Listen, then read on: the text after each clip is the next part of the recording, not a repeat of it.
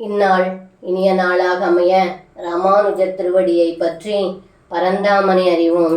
தினம் ஒரு நாராயணீயம்.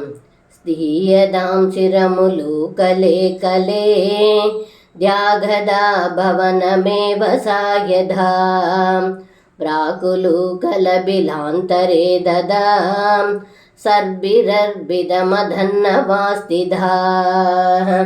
இந்த பாடலுக்கு அர்த்தம்: ஹே குருவாயிரப்பா, தாயான யசோதை தங்களை உரலில் கட்டிவிட்டு, அடே போக்கிரி பயலே, இந்த உரலிலேயே கட்டுண்டு கிட என்று சொல்லிவிட்டு வீட்டிற்குச் சென்றாள் யசோதை.